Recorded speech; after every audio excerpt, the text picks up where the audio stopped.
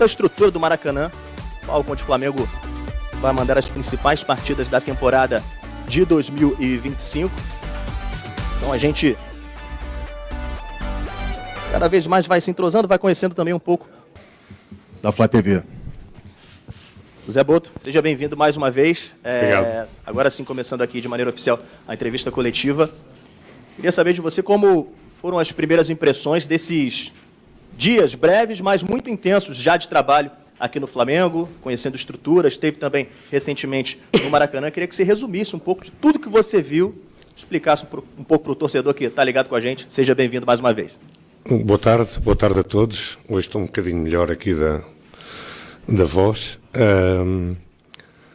Antes de mais, agradecer a presença de todos e dizer que é um orgulho muito grande representar um clube como o Flamengo, mas é ao mesmo tempo uma responsabilidade enorme. Destes dias que têm sido muito corridos, retenho o encontro com o Zico, que foi para mim sempre um ídolo de infância. Sou um bocadinho mais novo que ele. E foi algo que, do ponto de vista emocional, me marcou.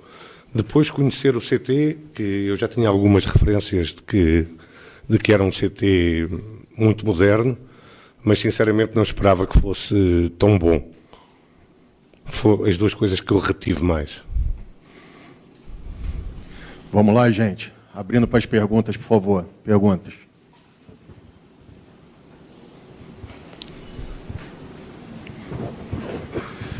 Oi, aqui Fábio Jupa, da TV Globo Sport TV. Muito boa tarde, seja bem-vindo. Gostaria de saber, o senhor já conversou, claro, com o presidente Luiz Eduardo Batista, né? O senhor esteve com o Filipe Luiz, o treinador lá em Portugal, antes de vir para o Brasil, já teve as suas primeiras impressões aqui, viu o CT. Eu queria saber qual é a prioridade do senhor, qual vai ser o primeiro ponto a ser atacado do seu trabalho, o que o senhor vai ser contratação, reformulação de elenco, o que o senhor pretende como primeiro ato assim, da sua gestão? Eu tenho que ser responsável e não posso chegar aqui e não conhecer as pessoas, não conhecer o ambiente e começar a querer fazer as coisas à minha maneira.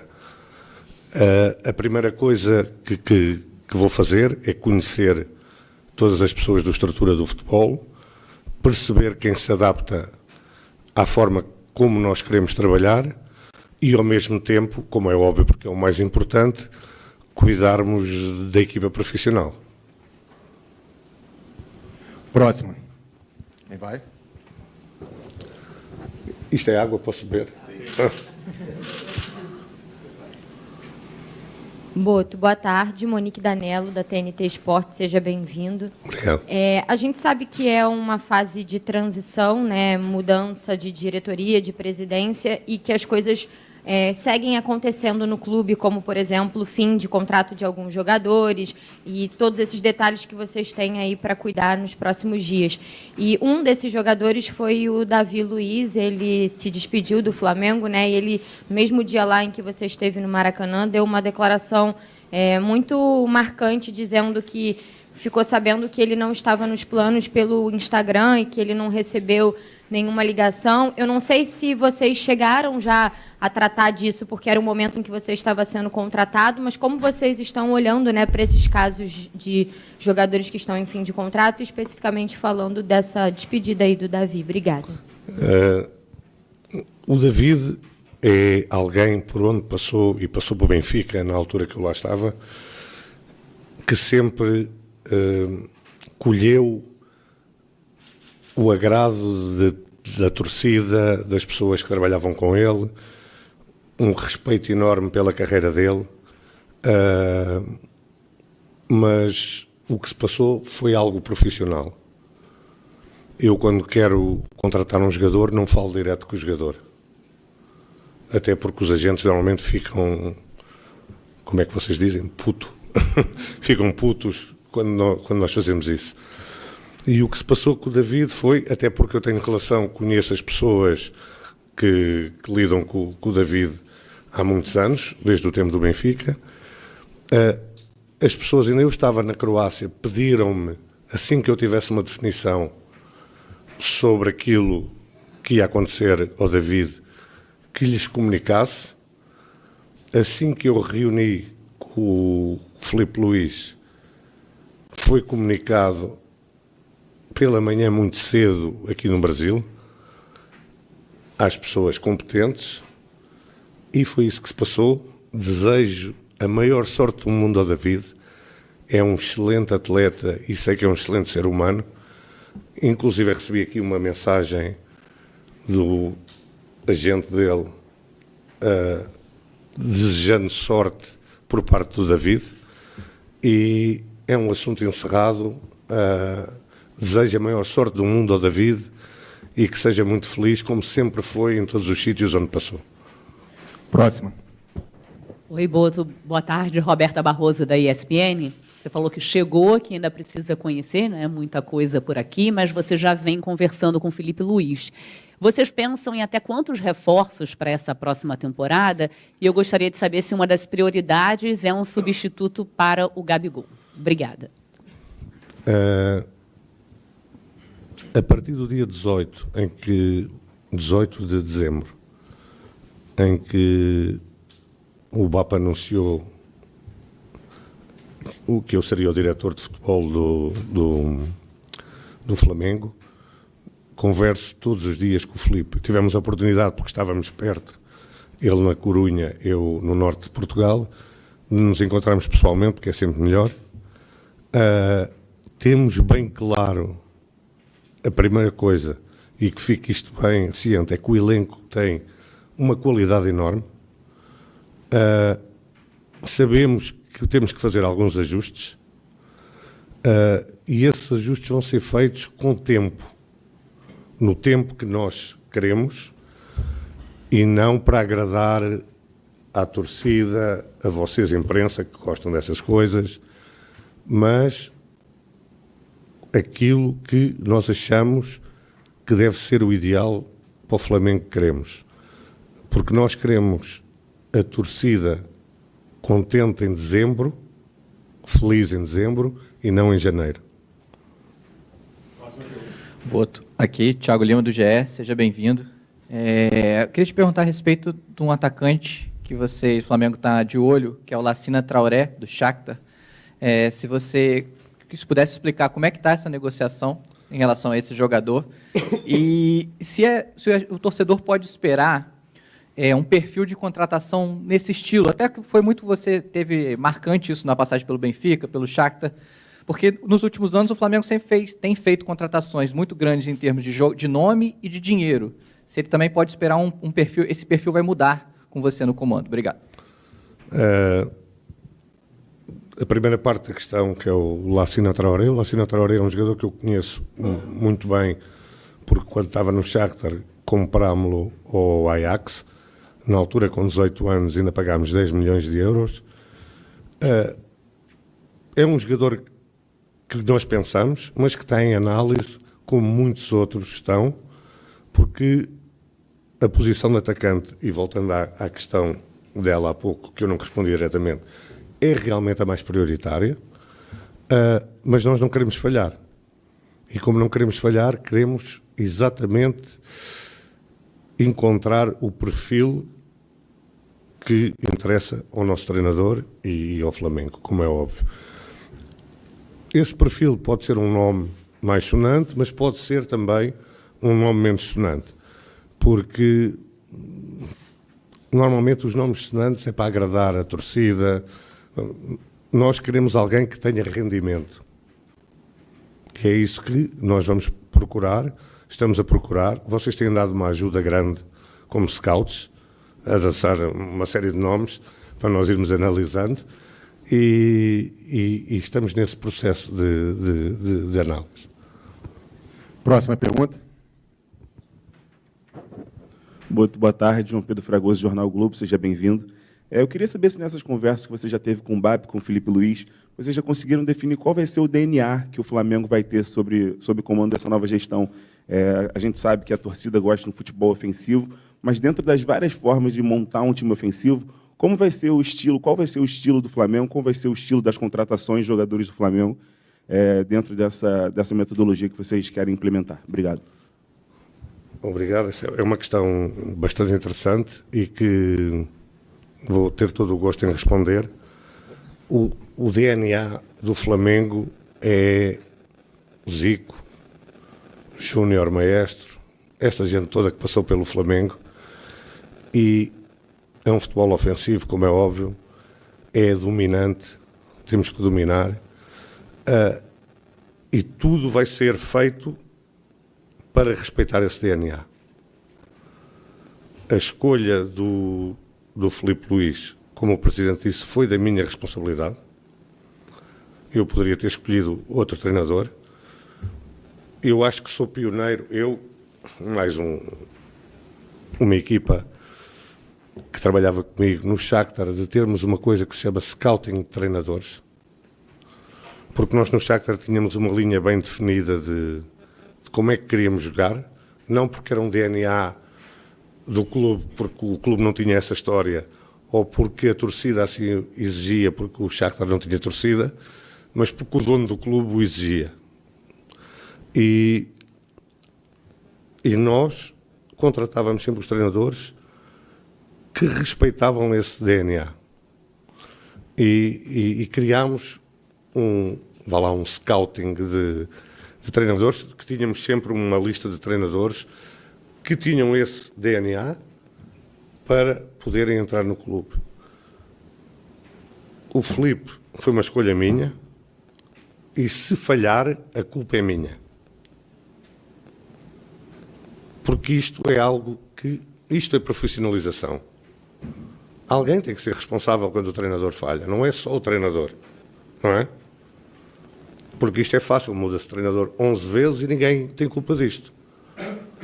Diga-me uma empresa que mude 11 vezes de chefe de produção. O que é que acontece? Não é? Portanto, fica aqui já ciente que, se o Filipe falhar, o principal culpado sou eu. Mas agora toda a gente neste clube vai ter de trabalhar como nós queremos. Porque quem não trabalhar como nós queremos, sai. Depois, se as coisas correrem mal, o responsável, eu. Boa tarde, Marcos Coelho, Super Rádio Tupi, aqui à sua direita. Até quero aproveitar para fazer uma continuidade a essa sua resposta. Você disse que o Filipe Luís foi uma escolha sua. Nós aqui do lado de cá sabemos que ele tem um contrato até o final de 2025. Em cima disso, eu queria saber de você se você recebeu, de fato, a carta branca da nova presidência para trocar o treinador, se te deram a liberdade para escolher outro nome realmente e encerrar esse contrato do Filipe Luís, se você realmente teve essa conversa. Tive essa carta branca tive a carta branca da direção que entrou, não é, do BAP, para que, se eu achasse que devia mudar o treinador, mudava. Analisei-o, já agora, vi muita coisa que gostei, vi muita entrevista, muita coletiva dele, porque isso dá muito do treinador, e depois o contacto diário com ele tem confirmado tudo o que eu pensava, e se há algo que me posso orgulhar, porque nos jogadores nós falhamos e erramos, toda a gente, não há ninguém que acerte sempre. Nos treinadores, normalmente não erro, e o Filipe vai ser um treinador de top mundial. E eu lancei treinadores como Luís Castro, como De Zerbi, e o Luís está na linha dele. O Filipe Luís está na linha dele. Boa tarde. Luiz Assado, UOL, bem-vindo ao Flamengo. Você citou profissionalização, e isso foi algo que o BAP falou muito durante a campanha. O Flamengo tinha um perfil diferente na gestão anterior. Eu queria saber o que a torcida pode esperar do seu trabalho, o que você pretende trazer para o Flamengo, até de novidade, como você costuma trabalhar e como você pretende implementar isso aqui no Flamengo também. Obrigada.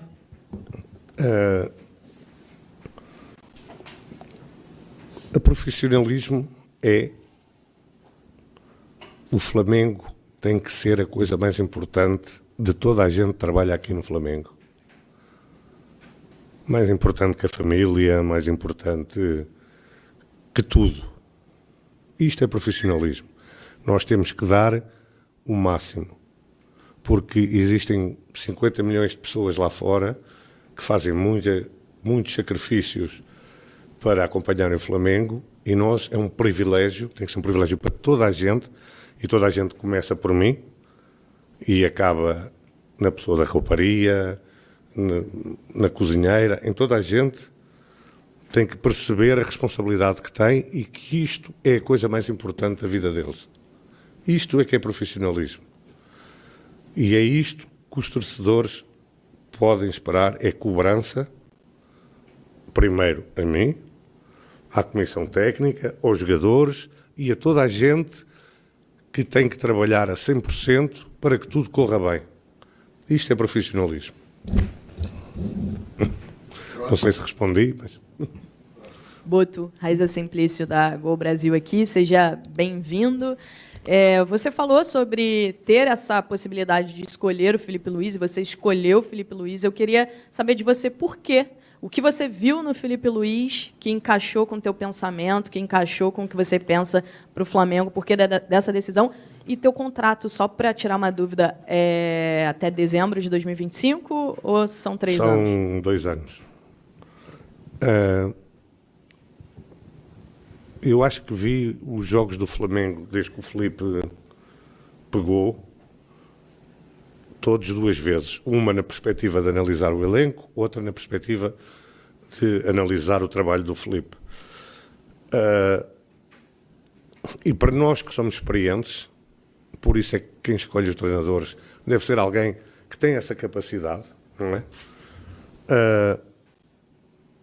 Consegues perceber algumas nuances táticas no jogo do Filipe que me agradaram muito. Se calhar isto não é tão visível ao olho normal, mas ao olho mais clínico agradou-me muito. Depois agradou-me muito a forma como ele comunica. Uma forma humilde, mas assertiva, de saber aquilo que quer. E depois, quando comecei a ter contacto com ele, percebi a ambição dele, a vontade de aprender, a vontade de evoluir todos os dias, porque no futebol, como na vida, mas pronto, eu só falo de futebol, do resto não percebo, quando nós achamos que sabemos tudo, é o primeiro passo para estarmos mortos. Acho que respondi à tua pergunta. Zé Boto, aqui. Isaac Andrade, do Flavoz. Eu queria continuar no tema de DNA. Você mencionou grandes craques do Flamengo, né, e uma das coisas que o próprio Filipe Luís repetiu foi que nesse DNA consta a frase vencer, vencer, vencer. Então o Flamengo é um time que propõe jogo, que vai para cima. E essa questão do DNA, ela apareceu muito forte para a torcida com a chegada do Jorge Jesus em 2019, aonde deu um match entre toda a direção técnica e toda aquela proposta que Jorge e sua equipe técnica trouxeram também. Isso é muito importante. Mas quando a gente fala de DNA, a gente fala do futebol como um todo. Como é que se aplica essa questão do profissionalismo, da aplicação do DNA que você mencionou, não só ao time principal, mas às equipes de base e principalmente ao futebol feminino também? Hoje, assim como o Davi Luiz fez, a atleta Crivellari, na sua rede social, falou que encerra o contrato com o Flamengo sem nem sequer ser procurada. Como é que seria esse profissionalismo com o DNA do Flamengo para todo o staff do futebol? O futebol feminino não é a minha área. Um tempo não tenho capacidade para gerir, porque não é que o futebol seja diferente. São coisas completamente diferentes, em que não conheço as jogadoras, não sei quem é que são os melhores jogadores do mundo, ou não conheço os treinadores, portanto não é a minha área. A base vai ser a minha área e vai ser algo em que eu vou mergulhar, porque tem sido assim em todos os clubes onde passei. Temos que criar esse DNA, temos que criar jogadores talentosos, mas ao mesmo tempo responsáveis. E uma coisa que eu penso, e já penso há muitos anos, porque eu conheço bem o Brasil, até porque no Shakhtar nós tínhamos 14 brasileiros, portanto, e vim aqui buscar muito jogador brasileiro que nem sequer jogava, nunca tinha jogado na Série A, e passado 3 meses estavam a jogar na Champions League.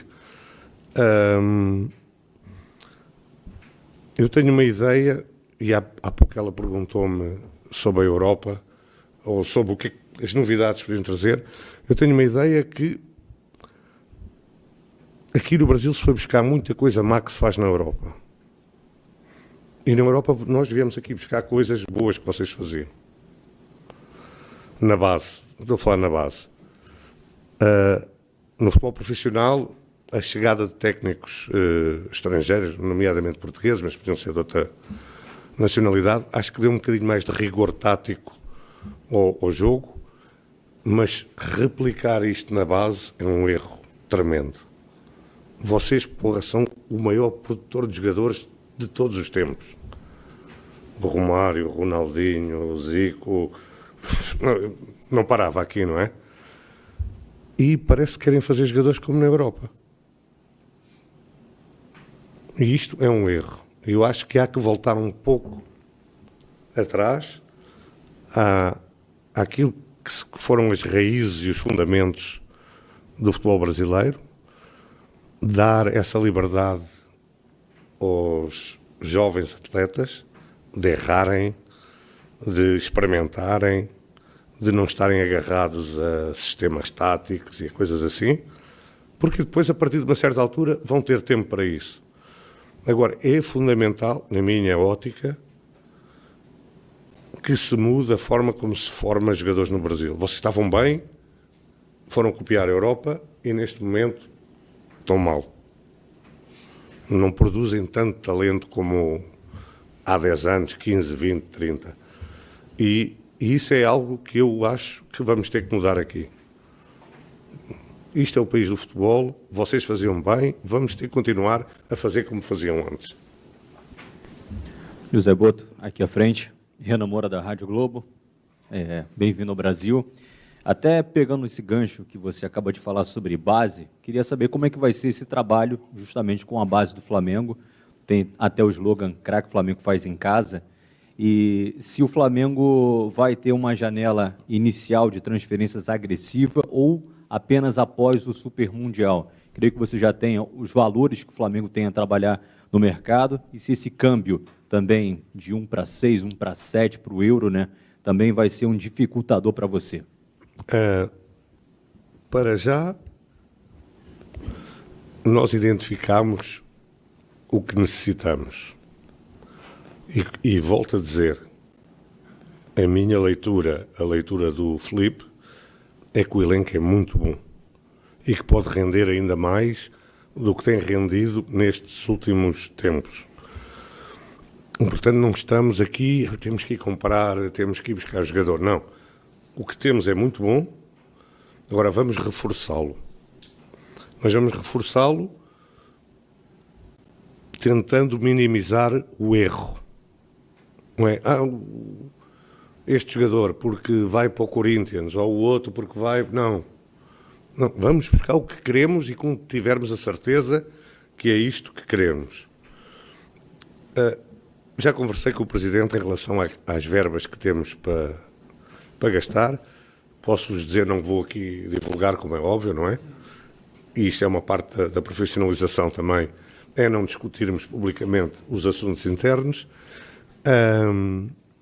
mas é suficiente para os reforços que queremos, para aquilo que achamos necessário para que o elenco seja ainda melhor. Gente, vou só falar uma coisa, nós temos mais 5 minutos de coletivo, tá? Não vai dar para atender todo mundo, então vamos seguir para quem me pediu ali. Vai, Castanha. Boa tarde, Boto. Seja bem-vindo ao Flamengo. Bruno Castanha. Eu queria que você falasse um pouquinho como vai ser a sua estrutura no futebol, com profissionais que vão chegar com você, e se você pretende também no Flamengo montar, como fez no Shakhtar, um gabinete de apoio para esses investimentos, contratações que são feitas. Se sim, queria que você explicasse um pouquinho para a gente como isso vai funcionar. Obrigado. Como é óbvio, vou trazer uma ou duas pessoas da minha confiança e não vou divulgar os nomes porque ainda nem sequer discutimos contratos, nada. Pessoas que vão agregar conhecimento em várias áreas e é verdade aquilo que você disse. O futebol é talvez o único negócio em que as pessoas fazem investimento e não cuidam do investimento. Não é? Gastam 10 milhões e depois se render, rendeu, se não render, vai-se comprar outro. Não? Nós temos que cuidar, temos que perceber porque é que o jogador não está a render. Do ponto de vista médico, do ponto de vista emocional, do ponto de vista... Há N fatores que fazem com que os jogadores não... Quantos jogadores vocês conhecem que não rendem num sítio e depois têm um rendimento absurdo noutro? Eu estava no Benfica, foi o meu último ano de Benfica, quando o Gabigol foi para o Benfica. O rendimento do Gabigol no Benfica foi quase zero. Depois virou um ídolo aqui. A preocupação de nós percebermos o que é que tínhamos que fazer para ajudar o Gabigol a crescer como jogador e a dar o rendimento que o investimento, no caso dele até nem foi grande, mas porque foi um empréstimo, necessita, porque tu estás a investir dinheiro, isso tem que ser feito. Porque nós temos que perceber porque é que o jogador não está a render. E há profissionais competentes para ajudar nisso. E isso é algo que nós vamos tentar montar aqui também. Próximo. Jonas Stelman, do canal Gol TV aqui. Uma boa tarde, seja muito bem-vindo ao Rio de Janeiro. Eu vou te perguntar sobre uma situação um pouco delicada, porque ao longo dos últimos anos, né, a torcida do Flamengo ficou muito incomodada com a falta de blindagem e também com o vazamento de algumas informações internas de escalações que aconteciam aí no Flamengo com horas, dias antes da partida acontecer. Eu quero saber como é que você pensa nisso, se você já passou por isso em algum clube e como que você planeja blindar esse elenco aí do Flamengo para as competições grandiosas que tem para disputar na temporada de 2025. Uma das coisas que eu discuti com o BAP é fechar aqui o CT. Acabou a visita aqui ao CT de gente que não tem nada a ver com o trabalho diário. Não interessa quem é, não entram aqui. Eu sei que as pessoas gostam de ver, eu tive com o jogador tal, não. Isso vai acabar. As viagens também vai acabar, ir no mesmo avião, estar no mesmo hotel, pessoas que nada têm a ver com o futebol. E isto são medidas, foram talvez as primeiras medidas que eu tomei. Já. As outras têm que analisar. Agora, estas já foram tomadas. Aqui só entra quem tem a ver com o futebol. Depois, se começar a vazar coisas só com as pessoas que estão aqui no futebol, vamos averiguar. Boa tarde. Igor Dorileu, da Band. Nas últimas temporadas, o Flamengo muitas vezes priorizou as Copas, a Copa do Brasil, a Copa Libertadores, e acabou deixando de lado, em alguns momentos, o Campeonato Brasileiro. O BAP, quando eleito, falou que a prioridade do Flamengo vai ser o Campeonato Brasileiro, vai voltar a ser o Campeonato Brasileiro. Eu queria saber, com essa sua mentalidade de alguém que vem de outra cultura, outro continente, o que você pensa sobre essa prioridade do Campeonato Brasileiro. Obrigado. Dos sítios onde eu venho, o campeonato é a coisa mais importante. Mais importante que a Copa, talvez a Champions League seja o mesmo nível. Agora, nós no Flamengo temos que pensar que entramos em tudo para ganhar. E temos que arranjar uma forma, porque é algo que a mim, e talvez eu tenha que aprender essa parte também da cultura aqui. Não, nós temos que ter um elenco e uma mentalidade que é vamos para ganhar tudo. Se por um motivo qualquer temos que priorizar algo, vai ser sempre o campeonato.